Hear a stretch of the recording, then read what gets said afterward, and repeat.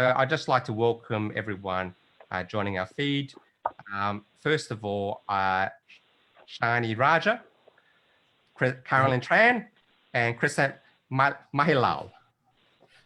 So as we're joining live on Facebook as well, attendees are joining. If you have any questions just about attendees, please type it. There's a Q&A box as well as a chat box. So the chat box can be for everybody, especially if you want to notify us of anything. But the Q&A box is specifically for people who want to ask a specific question for our panel members here. So Shani is a master of, you might say, online training courses with over 350,000, probably 360,000, I think I last saw, students online. Carolyn has been through a bit of a journey. She has tried a few different businesses, and now she's even taken a bigger leap, a big commitment towards what we call a startup, a tech startup called Aircrex. But before that, you were involved in creating online e-commerce, some online accounting service as well. And Kresant has also have tried a few different businesses, and this is good because I think it's good for people to find out what journey people have gone on and what different types of startups. Because Kresant, you've done quite a few different businesses involved also in tech as well. But at the moment, you've created a business smarter VA, which helps people find a virtual assistant, which is definitely something I need right now. So what I will do is I will start just getting the ball rolling. But what I'd like to do is also have some very specific questions for our panel members, which can be used for, I guess, you know, that newsworthy, you know, how do you do this? What are the key features of that?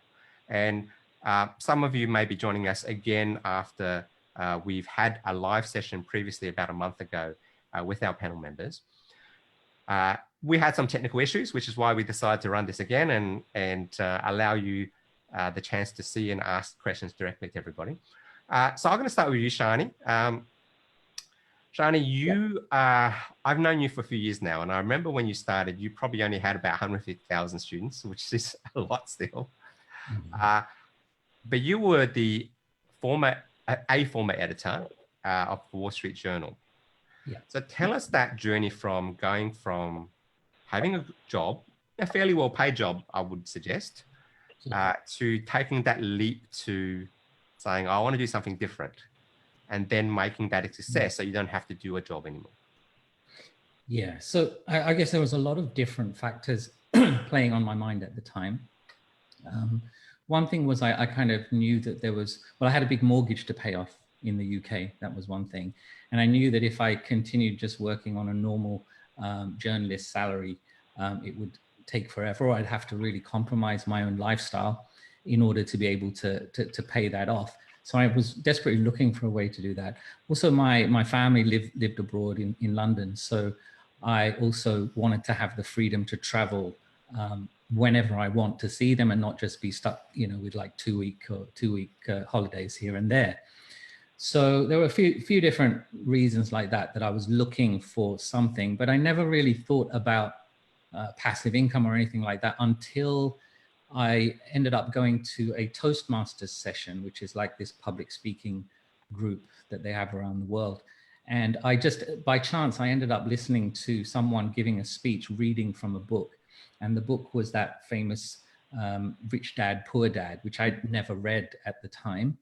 But, and I didn't even know of it. And I just found this sample chapter that he was reading very, very interesting.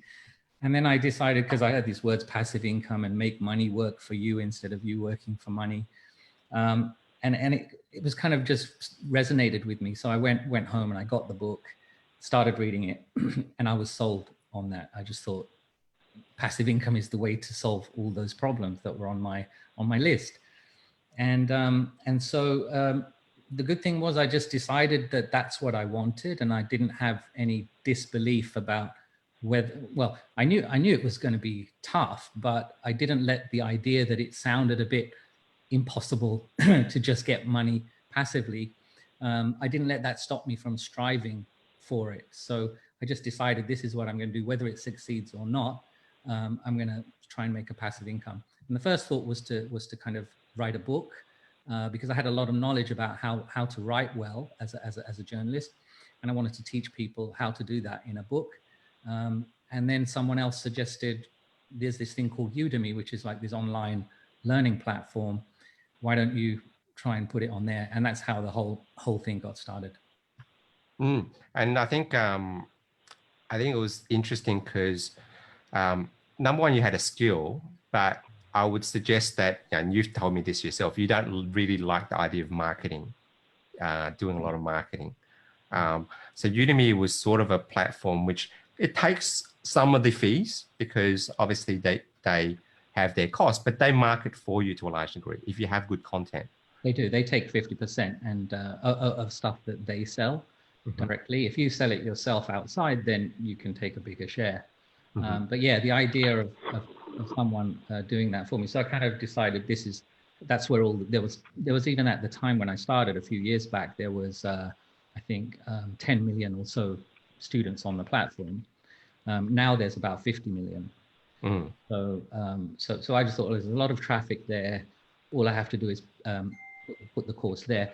And at the time, there wasn't as much competition as there is now, because this was about 6 or 7 years ago. So it's a lot harder now, I think, to get noticed just if you just put something out there, but there's still opportunities. Yes. And there's obviously other platforms as well. And you've actually branched out into trying to promote a lot of the things yourself, because you have a bit of a brand now too, don't you? Sorry, You have a bit of a brand and your own website now too. Yeah, so I've decided to kind of diversify a little bit, but I did put my courses on LinkedIn Learning as well. So I started with Udemy, then actually LinkedIn approached me and you know, we just had a chat about whether I wanted to put any courses on there. And so I diversified a bit there. Now there are some restrictions around putting things on other platforms, which is I won't go into now. But then on my own website as well, I'm just thinking about how to sell the same courses on my website. So there's a few business issues, because I'm not really, unlike your other two esteemed guests, I'm not as much of a business person. So there's a lot of things that I have to think about. I just kept a very simple strategy of like creating a really good product, a product that I thought was really good, packaging it nicely and putting it somewhere where there was a lot of traffic. And that basic simple strategy worked for me. But now I want to diversify and I have to start thinking a bit more about, you know, other. Okay, great. So I want to actually move on to you, Kresant, because you have done, I guess a lot of your work has been trying to sell different things. And I found anytime, even when I train people to find a job, or when I do business seminars and we talk about business, one of the biggest factors in anything, anyone who's starting this, is that ability to market their services, to market their goods, market their services, which is why something like Udemy will take 50%. When I do speaking, for example, if I'm selling on stage, the organizer who puts the people in the room takes 50%. Because that's how hard it is to actually get people in a room looking at your stuff and then buying it. So your own, I guess, experience and your own business, Smarter VA, everyone needs a VA now. What got you into that track, and what have you tried before that led you there? Yep. So thank you, Dick, and thanks, Shani. That was great. I started off in IT sales, so IT business to business selling. I wasn't always a salesperson. I studied computer science at University of Technology, Sydney, and computers has always been a passion. And but I wasn't really a coder. I'm not a technical person, and I love talking to people. So naturally, I went into selling. And I would say, to answer your question about market, and so from there, I've always had a corporate job, but I've never felt like I exactly fitted in. And I always felt like I needed something on the side to fully express myself and other ideas that I had. So I had a digital marketing agency, and when it comes to selling that sort of stuff, it was all it was more business to business. So it was more about personal relationships. And I've always felt that selling isn't like, I don't really focus on sales. I focus on like solving the problem. And the way I like to think is it's like you're a doctor. So I diagnose a problem, and my job is to go in there and solve that for you or explain how this will solve it. And the more I think that people focus on that intention, the sales naturally fall from that. So that was something, you know, I had the digital marketing company for a while, and then me and my partner decided to go different ways on that one. And I've always liked to do business with a partner. So that's another cool thing. So when I say that, I always tended to focus on the account management, business development side, and and my partner more on the executional, operational side. That's what I found works best. And I always found that it works well for me on a side hustle. So if you're listening to this, I think to the viewers, if you're good at operations, then maybe do that well and find someone that can sell. And if you're good at sales, or you're good at connecting people, like Dick is phenomenal at connecting people, getting people in front of an audience, or getting an audience in front of people, I should say, then maybe focus on that part, because that connection part is so key. From there, I went into a small startup and grew that from $3 million to $10 million as one of their first sales hires. And from there, I went into enterprise. Then I went into full-time software sales. But once again, a friend of mine, and I guess where I am now is with Smarter VA, is a friend of mine decided to call me from the Philippines and said, I need some help with having an Australian operation. And I've got 5 or 6 clients, and I'd love for you to go out and meet them and be that face, because I think we could do something. And it was just opportunistic that I decided to try that thing, and it's blossomed and grown into what it is today, because it's a business solving a problem. And I think that's what you really got to focus on when you're looking at a side hustle. Whereas someone like Carolyn, who started off like that with the side hustle, when you're looking at a startup now, that's a whole other beast. That's not something which is a side hustle. I think with a side hustle like what we're talking about, find a problem that you know you could provide a solution to, and where there's an existing market. So there's a market opportunity to solve it, and you have a differentiator in that marketplace, but you're not going out to create a market. You know, you're there solving a problem in an existing marketplace. Mm. And I only wish, because I know I have some strengths and quite a few weaknesses, and I know personally for me, it's, well, I wish I could have someone wake me up in the morning. and do stuff. Yeah. I definitely need a VA, because, you know, the reality is when people focus on their weakness, they can get some improvement. But if they focus on their strengths and let someone else take their weakness, then they can make huge progress. And I think that's sometimes the disadvantage of a job, where you don't always get to do that, because that's your job, because you have to do all these things. You can't just get somebody else to do it, unless you, I guess, are the boss of everything. Which leads us to, we're going to introduce the hood now, Carolyn. It's me. Yeah. We're in the hood. Carolyn, you've actually had a very different journey. You've tried a few side hustles, and now you've even taken a bigger leap. Yeah. Our other panelists have gone full-time into their side hustle, which is, I think, a good ambition. Not everyone wants to do that, though. They might want to do something else. But you've actually made an even bigger commitment, because you have done 2 side hustles. Yeah. Now you're becoming I guess, you know, you're trying to become the next Uber, or Silicon Valley.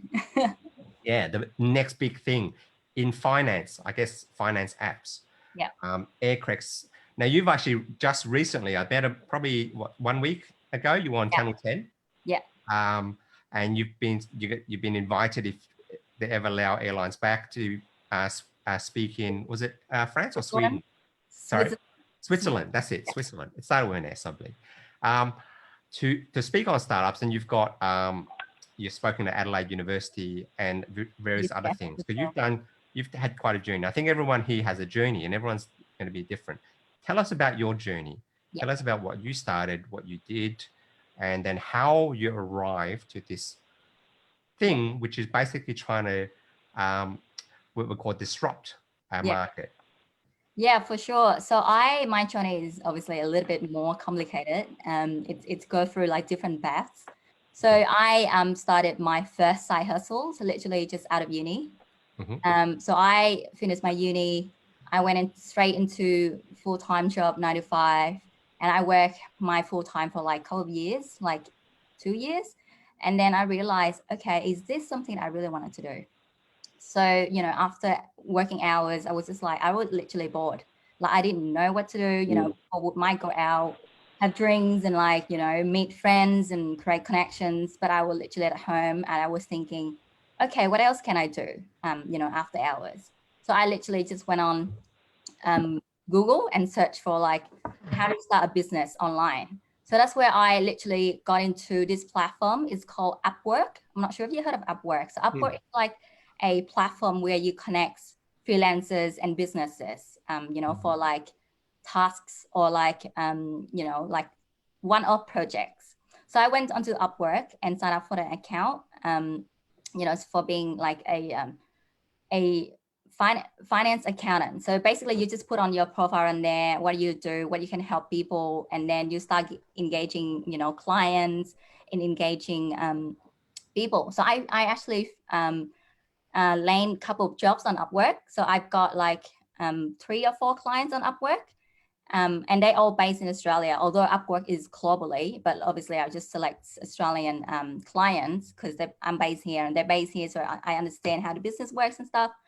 So that's where I was, so I was like busy, super busy with Upwork. And then I was thinking, okay, this is great, but because they're taking so much commissions out of me. So if you ever on Upwork, they literally take about 25% of your fees, you know, out of your service fees. So I was, okay, this is a little bit high.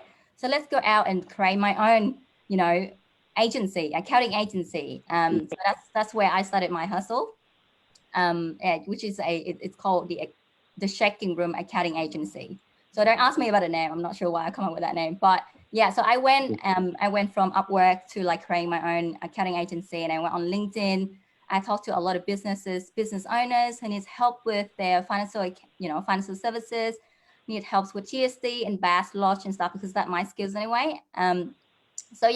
So I went and did that job for along the side, you know, with my full-time job for like 2 years, like less than 2 years. Then I realized, okay, so this is not something I really like to do because it takes a lot of time. So I spend like a lot of hours outside of work to literally just, you know, in front of the computer, doing a lot of Excel spreadsheets and documents and stuff. All right, let's not do this. So one of my friends actually told me, oh, there's this business that you can go into. It's called drop shipping. So I'm not sure if you guys are familiar with the term drop shipping. So drop shipping is like you, you know, put on an e-commerce website and sell anything that you like, but you don't actually own or purchase any inventory. You don't actually store any inventory.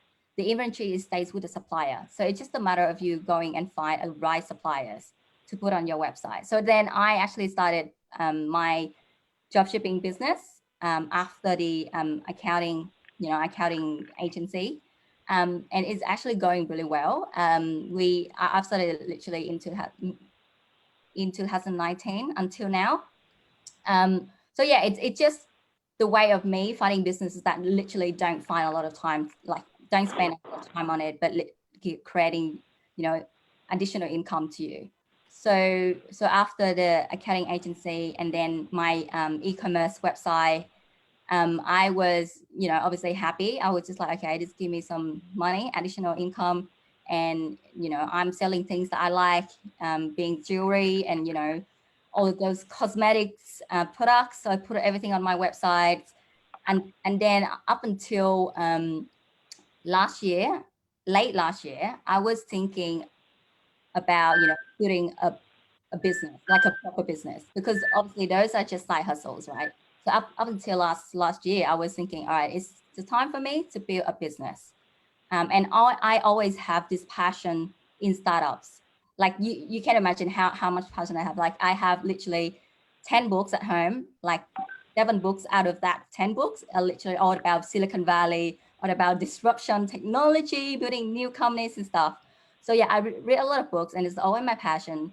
So yeah, last year I decided to, having a crack at, building a technology company, because I think, there's a problem needs to be solved. So I found this problem. I thought, okay, no one have solved it correctly and no one have done it the right way.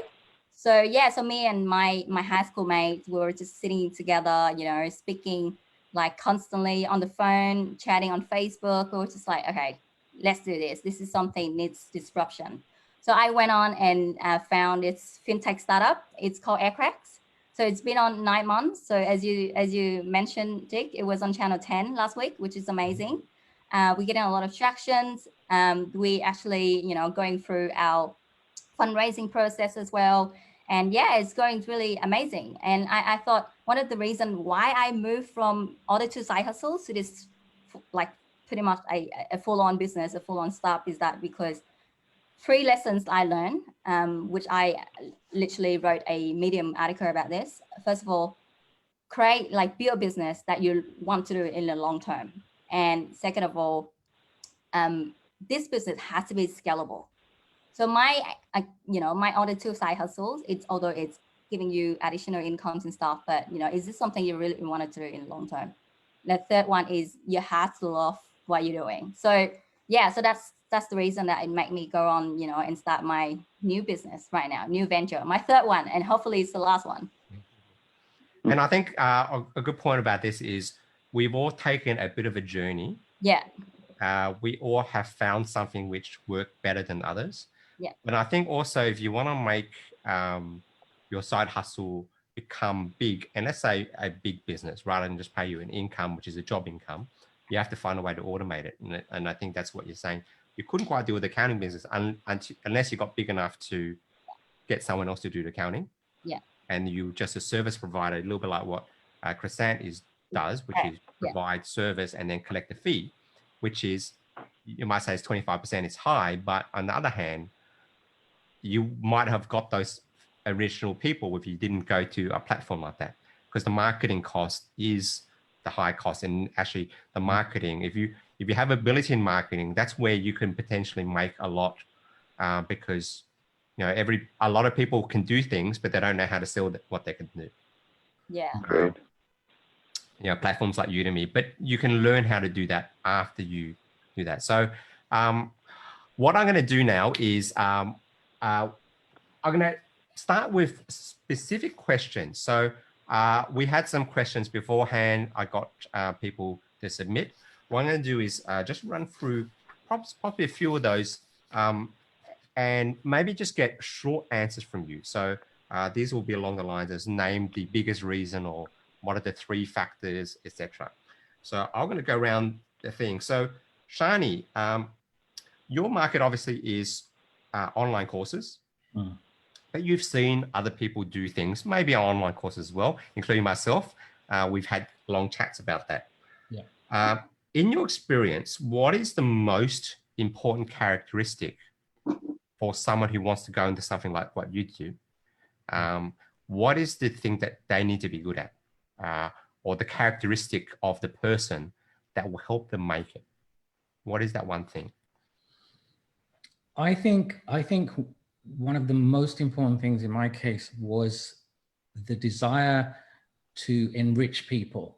If you're teaching, if you're doing any kind of service or product for anyone, if it's driven fundamentally that by you wanting to provide something that enriches people or the world or something, that to me is what distinguishes, say, the courses that do really well on Udemy versus the ones that struggle. I mean, there's lots of different reasons why a course might struggle, but if you don't have that kind of an ambition, there's a great book called The Millionaire Fast Lane, which I was lucky enough to read, which basically says that if you want to make millions, you have to affect millions. And if you don't have that will to actually create something that you truly believe enriches the world or people, then it's really hard to get the kind of momentum and the kind of interest that I think you need to have in this space. I know people who just think, oh, I just want to do a course. But it's not driven by the kind of motives that lead, I think, to success. So I think that desire to enrich others is fundamental to having success. Okay, no, fantastic. I think that's a very good point. Kresant, for your area, well, from your experience, let's say, what is someone wants to do a side hustle? Could be similar to yours, or could be something that you've exposure to. What do you think is the key factor? Because you've done a few things before you got to a place. What characteristic do you think is the most important for a person if they want to succeed in the side hustle? I think like to Shani's point, definitely you have to be proud of, find a problem that you feel passionate about solving. That, you know, you have to want to put something into the world, something that you want to create that's new. So, you know, we've all got jobs, we've got 9 to 5s, and like Carolyn said it as well earlier, she said that she was just bored and she just wanted to find something else to do, you know. And for me, it was similar. It's like self-expression. I just felt like, yeah, I'm selling at work, but I want to have more experience doing things outside of work. Maybe speaking in public, and I wasn't getting that at work, and also running operations in a business, and I wasn't getting that at work. And where I was at the time, I was an individual salesperson. I wasn't running a team, and I'd love to have a team underneath me, and I wasn't getting that at work. So, you know, instead of waiting for an opportunity or a promotion, I went out to create that. So I think that is key for someone to have, that ability, that need to want to go and create. I think the next point will be curiosity. Be curious and passionate about the world. You're in it. What difference would you like to make in it? So definitely curiosity, and focus on your strengths, like you mentioned before. So where can your strengths be used to solve a world problem that would lead you to create something that, you know, packages up and sells a solution to someone? And if you can do that genuinely, authentically, and not try to be a millionaire overnight or try to use a get-rich-quick program and, like Shani said, have a great intention, going into it, then you will find people. I think there's a lot of entrepreneurs out there that want to be big, and they focus on the bigness of an idea, whereas they should be focusing on solving a problem. And if this problem you solve is big enough, naturally you're going to find that resonates with people, and people are going to open their pockets to you.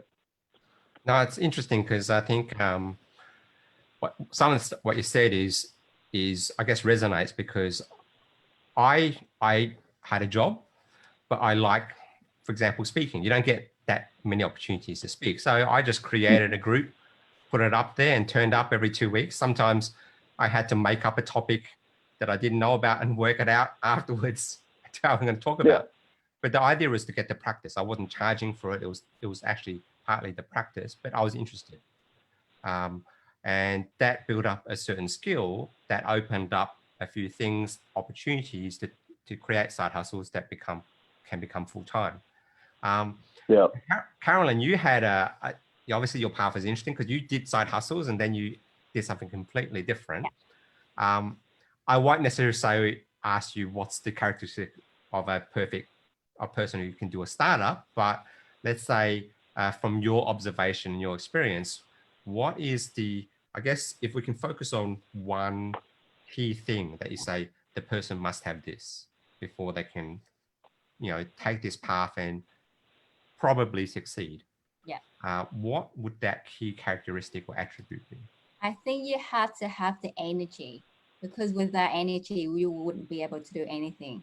Like, you know, for having a side hustle plus your full-time job, 9 to 5, you have to know that you're going to be working long hours.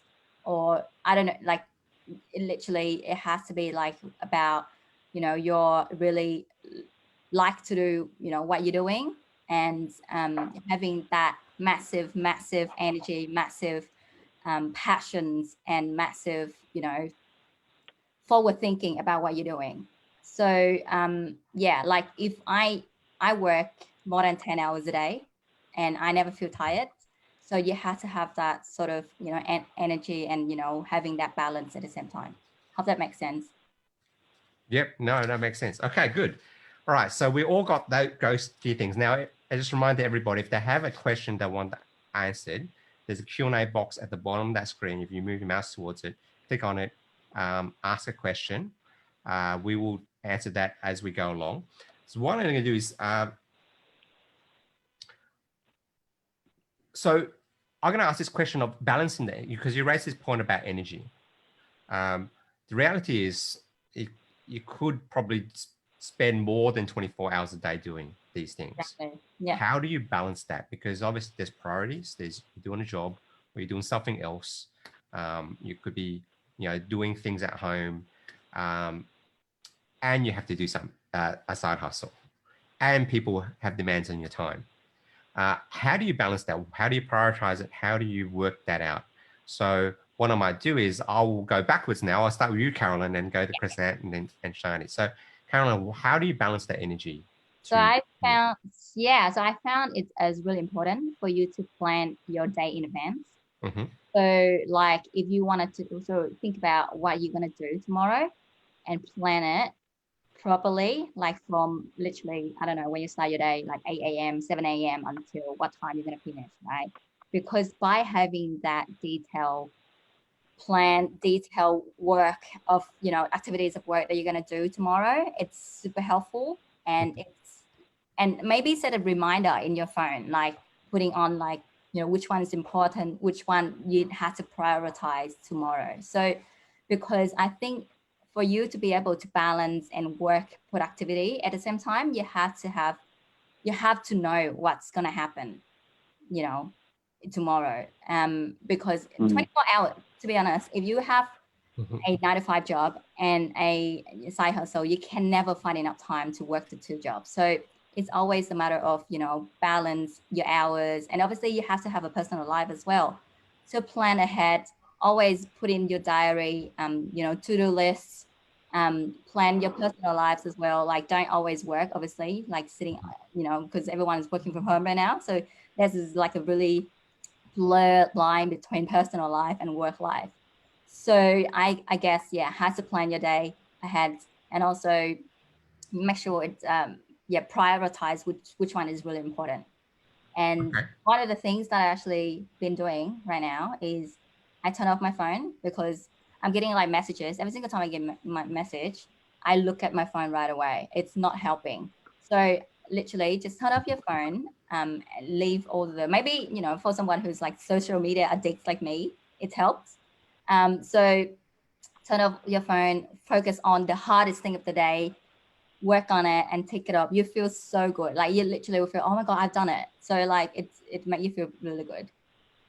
Understood. Okay. Kresant, I'll ask you then, how do you balance that energy? Give us that 2-minute answer of how do you balance the energy to get stuff done? That's a tough one for me because I mean, one of my goals is to be a polymath, you know, so so for those who don't know, polymath is someone that has a broad range of topics and is deep in all of them. So I like to align my interests to, so that I'm achieving multiple things at once. Now, one of the reasons why I started a business and a side hustle was because I wanted to free up my time. I also wanted to have time to focus on other things. So I've got things where I'm focusing on other deals and other networking opportunities. And I've just recently started playing the piano. So it really depends on your goal, I have to say. So some people hate their job and that's why they start a side hustle. For me, that wasn't the case. And if that is the case for you, then yeah, work as hard as you can, get the hell out of that job, and you know, and then you got the side hustle. For me, it was just a natural progression to move into it full time because it was successful. I didn't hate the job. It was just like, well, now if I do the side hustle, I've actually freed up my time to do more things. And for me, time is the most important thing. So I don't really manage my energy. One thing that I do is, like Carolyn said, you plan your day, and within those periods in your day, I put little snippets of things I like to do. So recently, to take a break, I started playing chess. So I'll do like, a bunch of emails from 9 till 10, and I play a 5-minute chess game on chess.com. Then I'll do another bunch of meetings, and then I'll, which will take me another 2 hours, and then I'll watch some YouTube videos, like maybe a Mark Cuban video about how he achieved success. That breaks it up, and then I'll do another couple. And I found that really G's me up, because, and in the background, one of the things I really like doing is playing epic music. So if you Google epic music, it's just like Hans Zimmer type soundtracks. And that makes me feel like I've got a soundtrack to my life. So it's like, if you remember the Interstellar or the Gladiator soundtrack, and if you're writing an email with that Gladiator soundtrack in the back, you like that whatever I'm creating is going to be epic. Imagine so, the Gladiator speech in the middle of your email, though, no, that's the thing. So I don't have the speeches. It's always instrumentals, and that always keeps me like going. And recently I started being polyphasic. So I have little naps in the day, like 20-minute power naps. So for me, when I'm tired, I take a 20-minute power nap. After I wake up from the nap, I listen to like a 2-minute motivational video, and bang, I'm ready to hit the to-do item. Because as you've probably done a lot of personal development, your energy creates whatever creates next. If you're feeling bored, then that email is going to come out bored. And you want people at the end of that email or the end of that Zoom call to feel like you're pumped, we're going to do this. And I think, managing state is very key. Okay. Hope that helps. Yeah. So it's not more of a balance thing. Well, it's more like an energy thing. The music stuff I can imagine, but also I can imagine it go wrong when you're typing the wrong email. Yeah. Shani, what about yourself? You get probably more demands maybe even now than you did when you started, perhaps, because people have been asking you to do various courses. And I know you've been quite busy, too busy to do many things that you perhaps would like. Yeah. How do you balance energy, or balance your time as much as anything else? Well, for me, it's always been about balancing, the desire to make more money or have more success as a business versus the freedom that you have. So for many years, I was able to just get by without, and have the same lifestyle that I was having while I was working full time, but without having to do any work, because the courses were producing enough. But then there was the question of if you want to grow this and make the most of the potential that's in this business, then I'd have to hire people, or I'd have to kind of, just do more activity. And I've been stuck in the middle of that for some time. Like, do I want to go into expanding and scaling up the business anymore? Or shall I just be happy with the fact that I can have a decent enough life without doing anything at all, which was the dream, right? But then the greed comes in, and you want more. But not just the greed, but also the insecurity, right? Because things are going well now, but you keep thinking, well, how do I know? Shouldn't I be planting the seeds for, what if Udemy goes, goes upside down for whatever reason? You just never know. So then the diversification and the creating the other website. So you never get to that place where you feel totally secure anyway. So that kind of keeps you wanting to grow and grow and grow and grow. But then the more you're growing, the more you're having to take more responsibility. So it's a hard thing to just maintain. Mm-hmm. I've been lucky that I've been able to do that for some time, right? But but now I do feel, especially after COVID and everything, the economic impact of that, you do begin to wonder, oh, I need to have more sources. I need to have other things. But there are certain sort of key things that I want to do. I want to write the book. I'm writing a book based on the same material that's in the course, because that's actually what I prefer to do. And then and as I said, I'm thinking about putting the courses and selling them on my website directly to people. But then I know that means customer service, a bit of back-end stuff, and all of that. And I just can't be bothered with all that. So that's that. I'm more of sort of a creative type. So I just want to do this stuff. I don't even want to manage anybody. but I realized that I need to, if I'm going to kind of keep this stable and grow it to a different sort of level. One thing I would say, one of the dilemmas I faced, I'm very risk averse. So when I was at the Wall Street Journal, I had the decision like, okay, things were going well with Udemy. So I could have left. I thought, oh, actually, I've passed that point where actually it's making as much money as I'm making as a journalist.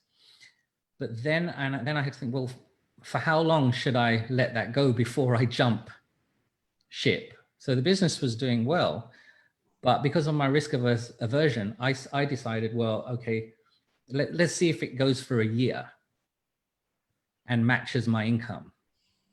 Then I'll jump. But now obviously, meanwhile, you're less interested in your work because you think I can go anytime. You don't want to go to the office. You think, well, I don't really need to be here. So it's hard to maintain that commitment. But at the same time, I didn't want to jump because journalism had been my career for 20, 25 years. So I was stuck in that thing until somebody said to me, you know, you're not getting any forward momentum on your business while you're here. So now there was a cost. And I knew that. So here I was just waiting, letting it drift. Just because I was risk averse. But then suddenly when that person said that to me, I thought, you're not getting forward momentum.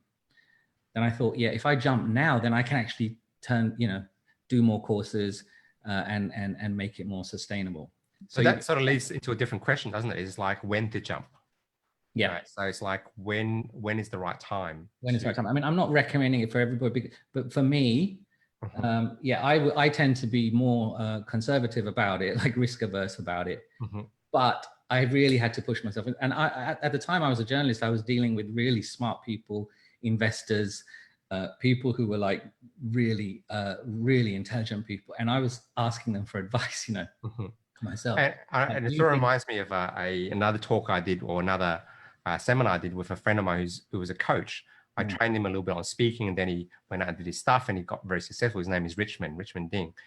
And I asked him, because he did a post which talked about burning your ships. You know how Cortez went to, I think, South America and burned the ship so the troops couldn't leave. They had to fight and win. Right. So it's like this idea of when do you burn your ships? There's that, but there's also the other side, which is that it's not so fatal. You don't have to be so fatalistic. If I left my job at the Wall Street Journal, having been a journalist, worked for lots of different newspapers, I still have all that experience. So if I jump and it doesn't work out, it's not like I can't get another job. And I think the point was, I saw that post and I raised it, but his answer was, it can depend. Like it depends on the person. Partly what they want. I mean, he did it and he became very successful. Making 7 figures doing that. But after 12 months, 6 to 12 months, he was thinking, is it going to work? Because he wasn't getting where he wanted, and then he took off. But it is a very personal question. It is. And I think also from my experience, this idea of, well, what business should you go into is a personal thing. It's partly related to your skills, but also partly related to your desires and what you want to help people with. But I think it can be a lot of other things. I mean, people who started, Tesla might not, Elon Musk probably wasn't thinking about an electric car. He's not necessarily an engineer, but there was something that grabbed his attention. I think we all find that ourselves. What is the thing that grabs us? I like getting on stage, but I would not personally call myself a coach because I don't really want to do the one-on-one stuff. I like an audience. I don't mind creating a course and having, let's say, hundreds of thousands, maybe millions of people doing it, but I don't want to deal with them. I know it sounds awful, but really I don't want to deal with them. A little bit like yourself, Shani. But some people love that. And I think that can be part of it, part of that success. But I think one thing I personally would like people to do when they start a side hustle, especially if they're thinking about making it full, making it a business that they can replace the income in and making a big business, is think about the numbers behind it. Because I'll give you examples, and this is not necessarily a side hustle, but I know people do this as a side hustle. A restaurant is probably in Australia one of those things that a lot of people want to do, but mostly, and I say mostly, probably 80% of the time, it doesn't work out. Yeah. You know, there's a street where I live, you know, you can walk down that street, 2 months later, you walk down the street, a third of the restaurants are different. And I believe, and I had a restaurant myself. My father had a restaurant. I actually took over a restaurant, a very large restaurant. I had 15 staff running around. But if you do the numbers, number one, look at the size of what you do and try to do the numbers honestly. Most of the time, a lot of the numbers for these types of businesses doesn't work out. It could be good as a temporary thing, but not necessarily a permanent thing. But in terms of like a restaurant, it's probably going to be a loss. And I think also we should do the numbers above board, because you can probably make a restaurant sort of work if you don't pay everybody the legal wage, which most restaurants sort of don't. A few students come along, here's $10 an hour. The legal wage is not $10 an hour, guys. You can't sell that business, see, because what are you selling? You're selling fake books, right? The books don't match reality. But if you do the numbers quickly, that will give you an idea, because a lot of people who start with passion, they don't end up with good businesses and passion only. And they may muck around a few times and fail a few times. But if you do that first, then you get an idea, is this worth pursuing? And I think it also leads me to this other question: what sort of business should people do based on their characteristics? And I'm going to open this up to everybody. What sort of people should do what sort of businesses? And we got people who have, I guess, different types of businesses, different experiences. So my question to everybody is, what sort of businesses should certain people do? And maybe, if you know, what sort of businesses shouldn't they do? Now, I'll start the ball rolling a little bit. I've done a lot of seminars. I think I've done more than 300 seminars now. And some of the popular ones are things related to entrepreneurship. But I know when I look at the audience and I hear their questions and I see them next time, maybe a year later, maybe 2 years later, or maybe all the time, those guys haven't done anything, and 80% of the audience are not going to do much. I'm not saying that that's the way it should be, and the people watching this is going to be like that. But I have a sense, I can usually pick the person asks me this question, this is what they want to do. I can usually tell if it's going to work or not based on them. And when you look at startup pitches, and I've sat on a few panels which assess startups, they tell their pitch. One of the key questions you ask is who's on your team? And you also look at them, are they going to make it? So a lot of the time you're investing in that person more than you're investing in the business idea and the team if they have a team, especially if usually they will need a team. So my question to everybody is, what sort of businesses should certain people go into, and what sort of business shouldn't they go into? If I can open up to anybody who wants to speak, jump in if you have an idea. I might start. So I think based on just my personal experience, I would try to avoid businesses that have a lot of obviously competitors. So have you already mentioned like restaurants? Like why would you open a Thai restaurant in a street that already have 3 other Thai restaurants? And the second one is obviously about something that require a lot of capitals to start. And because side hustle is supposed to be something small, and then you grow it quickly. So I guess, yeah, that's my thought. So definitely have to look into the market, whether there's already have like existing companies already doing the same thing. And the second of all is whether this requires a lot of capital. Because obviously the risk that you have to take, to burn all these capitals and to build just the business, it's quite, it's a bit risky. But yeah, I reckon that's 2 things.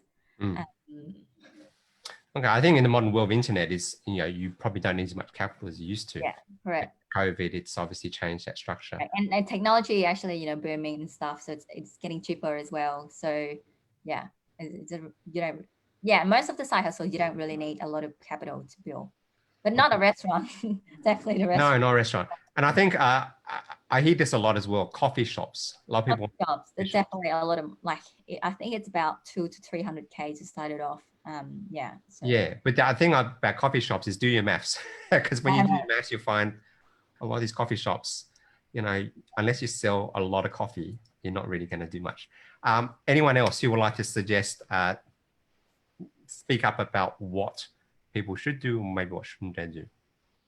Well, I find that, there's a lot of things that come up which you don't expect, right? So if I saw myself as a teacher, and I created an online course to help people with something, and then that online course becomes quite popular, then you have to deal with things that you might not want to deal with as well, right? So like, I don't necessarily like to have, as you say, like market myself or you know, have myself on screen and everyone see who you are, and then people criticizing, I don't get much criticism, but you know, you're in the public eye as you get more and more popular. So it's kind of like, it's a bit of a double-edged sword. Like, I don't think I'm the type of person who enjoys that side of it, but at the same time, I teach something and I teach it, I think, fairly well.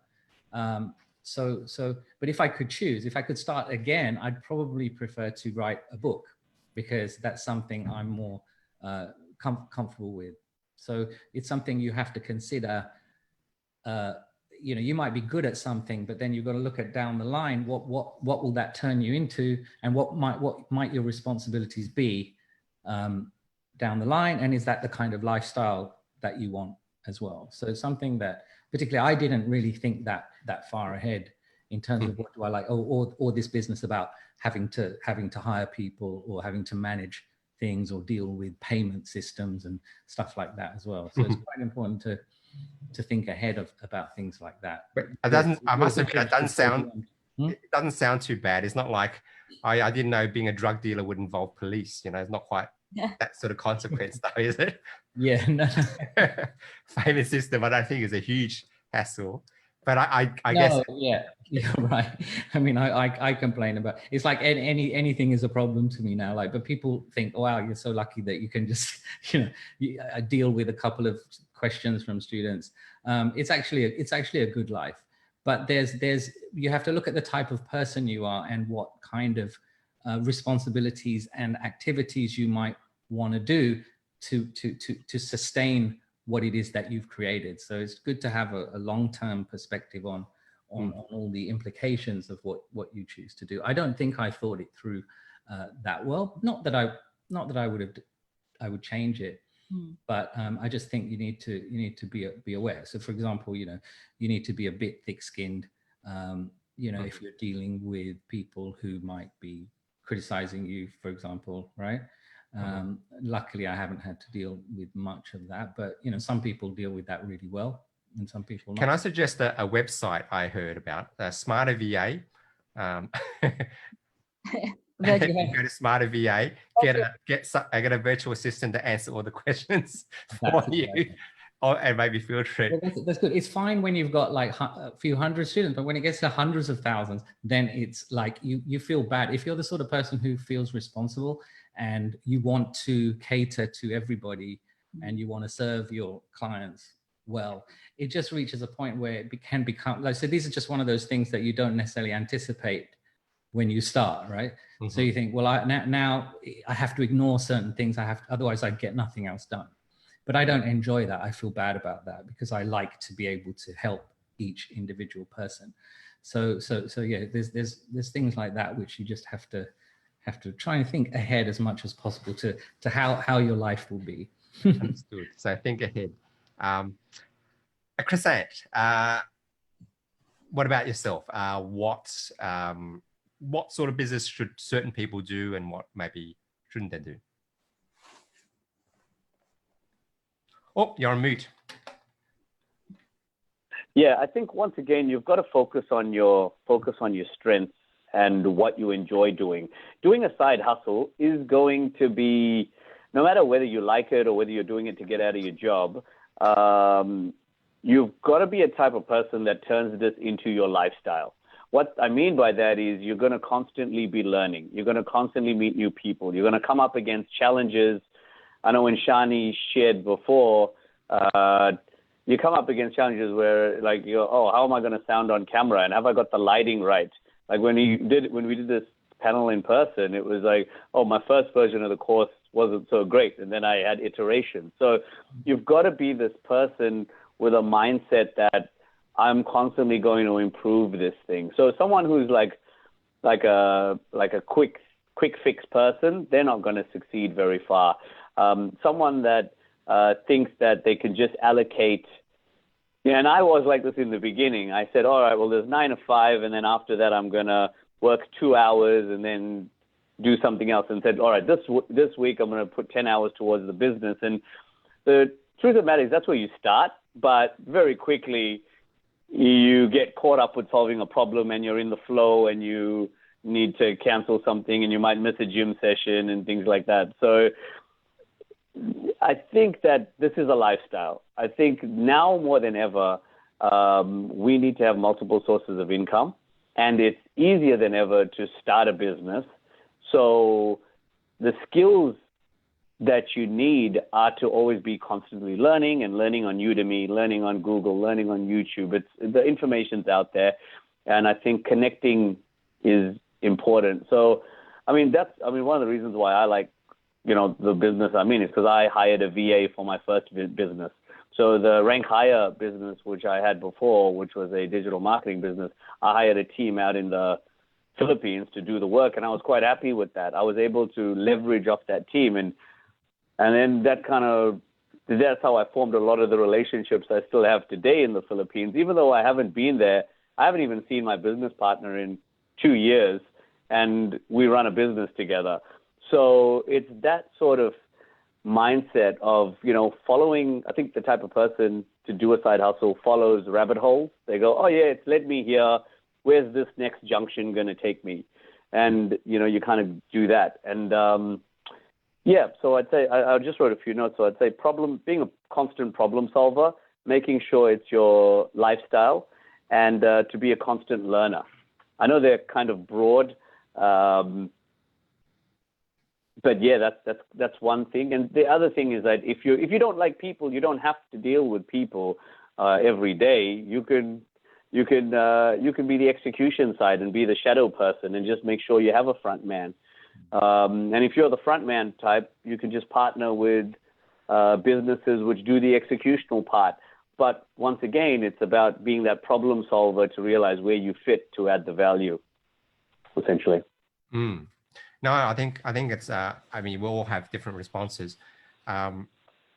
When I look at an audience and I hear people who've done well, and I meet people who've done well, and I have questions asked, if I would, in terms of a business, it probably might not matter what business. We all had different opinion on what business should start, people should start. But something I heard a while back, and this is to an online course that Shani does, for example, and I've been trying to create one, is he said this, but I probably didn't. I understood it, I believed it, but I didn't necessarily practice it. This idea of getting to a third version quickly, because as you mentioned, Kresant, your first version, lighting's not right. It looks sort of pretty here, but this is not a real world. You might notice, but I've actually got 8 lights around me here to look okay. But first time you do a video, it's terrible. You and ah through it. You're trying to read an auto cue. It looks like you're reading. But if you do another version, get to the third version quickly, and don't try to be too much of a perfectionist, whatever your idea is. I think my mistake, if I say mistake, would be having too strong an idea of exactly what I wanted. And this is when I train people to speak, for example, public speakers. The good public speakers tend to actually bomb quickly. The first time they come up there, they're bad because they have such a high idea about what they should be like. The reality of their skill isn't quite there, and they feel bad and they stumble and they get worse. But those guys improve very quickly if you can let them at it again. So this idea is you'll find your way, I think is really important. What I'm going to do now also is, I'm looking at the time, it's just about 7 o'clock. What I might do is I'll give each of you certain things and maybe give you a 1-minute soundbite on each of these. So the question I would say is, our audience is going to be varied. What is your biggest tip in 60 seconds for our audience? And I'll do one by one and I'll jump on the next question. So Shani, what is your biggest tip to anybody who hates or is doing, let's say, what you've been doing, a 9 to 5, and wants to get out of it, and wants to get out of it quickly, wants to get out of it successfully, and then be able to migrate out of it? In 60 seconds, what's the best advice you can give somebody? Well, I would probably say have a very clear idea of two things. What do you want in terms of money? Like what's your financial goal? And what do you want in terms of lifestyle? If you can get those two things very, very clear in terms of how you want to live your life, then you don't have to go through lots of different iterations, because you kind of already know, I need this much money to do well. So what can I create that gives me both the financial, the financial situation and the lifestyle situation I want? Now, when you're defining lifestyle, that's to do with how much freedom do you want to have? What do you want to be doing each day? Because those are two kind of separate issues, and you can get really caught up in, if you're not clear about the financial side of things versus the lifestyle side of things, because then that will just prevent you from going into something that just will never end up giving you the type of freedom that you want, but it might give you the money that you want. So if you don't consider both of those things, you won't know what the most appropriate and sustainable business idea would be. That's what I think. Yeah. Okay, fantastic. So Carolyn, 1 minute for our audience. What is the best advice you can give anybody? Yeah, so I really like to echo what Shani said about sustainable business. Building a sustainable business is really important. And I'm sure if you're already in this webinar, you already think of something to start with, right? Create a side hustle. So I think a really important one is literally just start doing it right now. For me, my personal experience from having an idea to actually execute my idea, building Aircrex like 9 months ago, when I was literally having just an idea, to where it is right now was a long journey, growing a team of nearly 15 people right now. So it's just a matter of you starting it, from really small things, like getting your company incorporated, getting the right teams, like speaking to people, working on the documents, working on business plan, putting all your plan together. So I guess it's the matter of you have to start it when you really want to do, when you know that what you really want to do. So you have to start it right away. Otherwise, obviously, then the idea would just be there and you never know when to start. So and this year, especially 2020, you think it's everything is going crazy, the world is shutting down, but it actually not. There's some industries booming. So maybe you're in one of those lucky industries. So yeah, just start your idea and do it tomorrow, for sure. Fantastic. Kresant, 1 minute for our audience. What would you advise them? What's the best advice you can give them?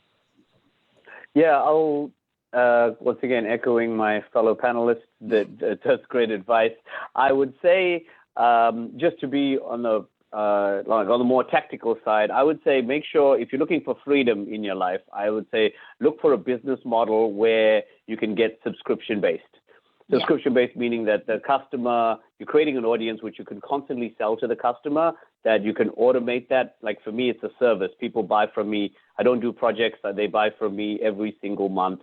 And so I sell the customer once, but I collect the fee for a long time. I'm not selling furniture where they're going to buy a mattress once and then I've got to spend a ton on, finding another person that'll buy a mattress in 10 years, Although Koala sells mattresses online. So it's all about how you do it, So once again, choosing the right business model and is really key.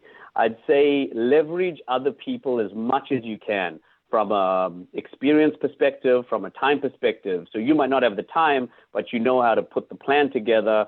You can go out there and leverage another business and joint venture with them and take a smaller cut. You might take 20% of the profits. They might take 80%, but that's better than you actually quitting a job and then jumping into something you might not know too much about.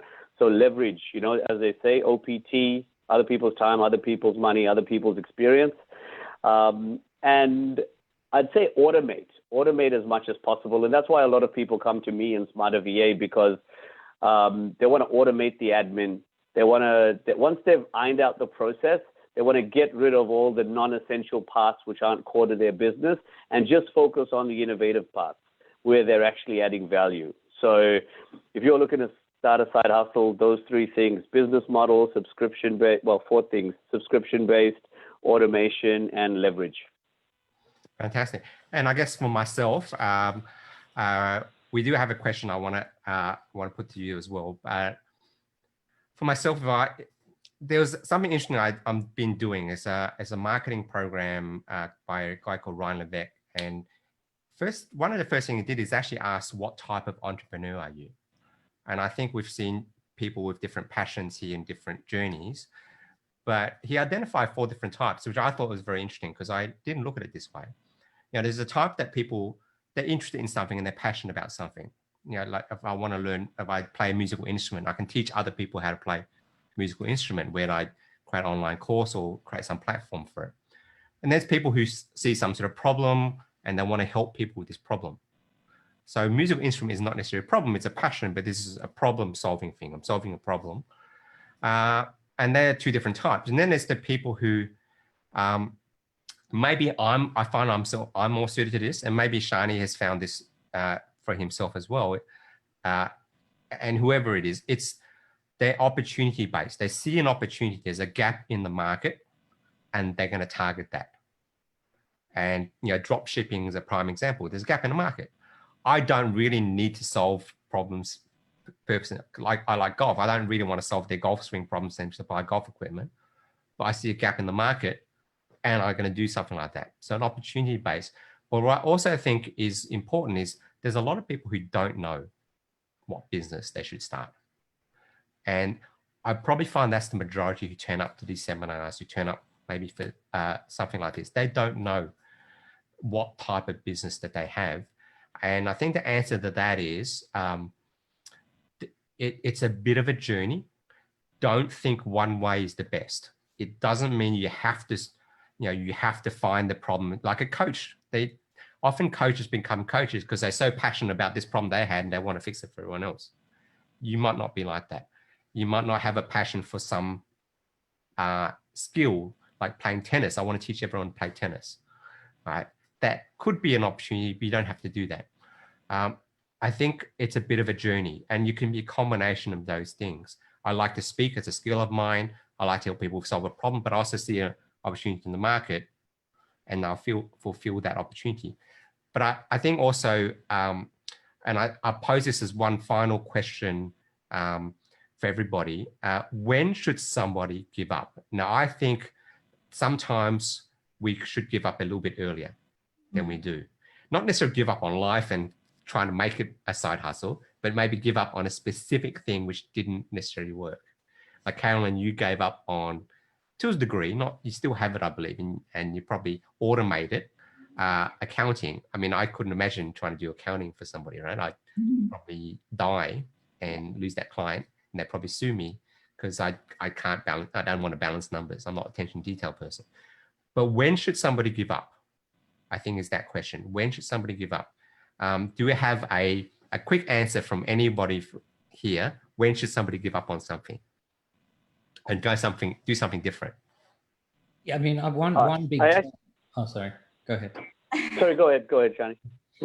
One big tell is your own level of enthusiasm, right? Yeah.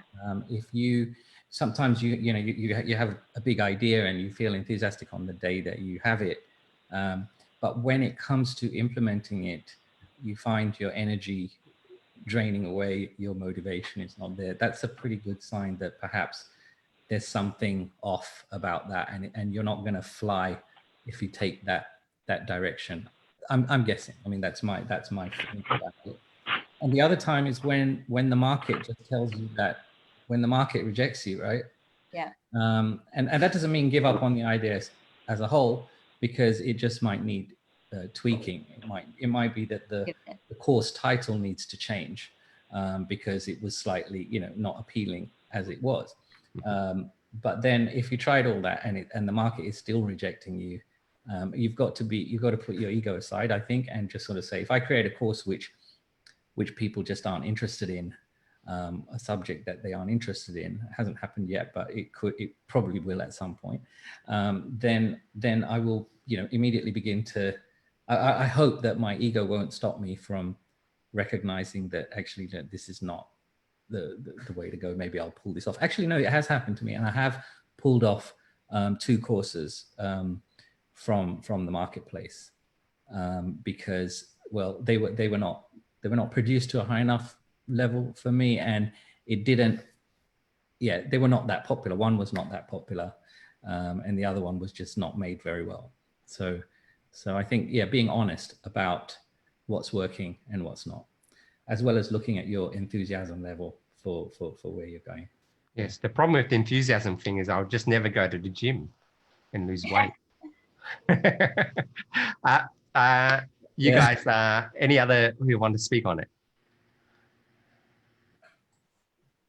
Kresant wants to speak. I'll just unmute you. Sorry, if you can unmute yourself, I muted you accidentally.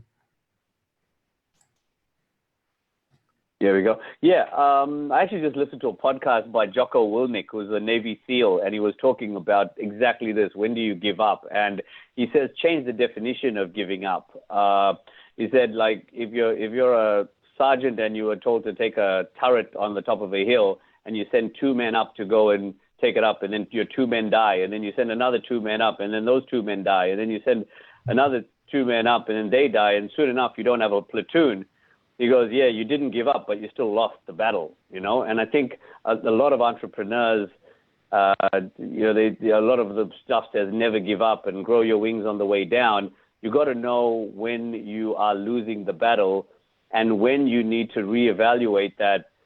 That's not a loss when you cut your losses on the battle, but you're still having a different tactic to win the war. And the war is a longer journey, and just because you're not charging up the hill full steam ahead mindlessly, you might need a smarter way to call for backup and reinforcements and a different way to achieve the same outcome. I think Seth Rogen talks about this. He has a book and obviously a lot of podcasts on that. Successful people give up all the time. They just give up early, not too late when it's cost them everything. Carolyn, your thoughts about? Yeah, so obviously, speaking from an accountant, point of view as well, it's just when your business is not profitable, because you creating a side hustle is for you to getting additional income, right? Not to you to keep burning the cash. So I guess it's, just look at your business, financial positions, financial statements, income statements and stuff to see where it is. If it's not profitable or if it's break even, need to probably obviously reevaluate the entire process or, reevaluating your business to see where's something wrong. Maybe you spend too much on something that you don't really need. And for my case, I ran an accounting, agency services before. It wasn't, me giving up on it. It's just because, I actually translate it into a better business vision and better, products later on being, what I'm working on right now. So I guess it's my personal view is never give up. So I hope, because I literally never wanted to give up. So I hope it's never happened to me. Just keep going to what you're doing and eventually you'll find the right way to do. No, fantastic. And in our final minute, what I thought I'd do is just post everybody's website up. Just have a look at the chat, check if that's correct for everybody. Maybe I got it wrong. Shani Raja.com. Yeah, that's correct. Yeah. Just smarterva.com.au. Okay. My apologies. I'll type that again. va.com.au. And Aircrex, is that correct? That's the one. Yeah. All right. So what I'll also do is I'll just post my individual sites. Now, some of these are related to jobs. So my own sites are more job related. So ignore it if it's not relevant, but I've got a Facebook group as well for careers. There's also a YouTube channel, which we'll be posting this on. And our members or panelists here will also be able to use the video cuts. I'll extract the video, put it on YouTube. It's posted on Facebook at the moment as well. And any final comments from any audience members and our panelists before we finish up? I'd like to thank everyone for attending today and also our panelists for speaking. We did muck up our first one a little bit with the technical issues that we had on the day. That's also on YouTube, some of the footage that we managed to record from that session on that channel as well. Before it disappears, once I end that, all those links will disappear. So if you could copy that for yourself now. And I'd like to thank our panelists, Shani. Thank you. Thank you. Thank you. Any final word? Yeah, no, good luck to everybody. I know it's a really hard thing to have an idea about what to do and then when to execute it and how to execute it. So I just wish everybody luck. Terrific. Kresant, any final word?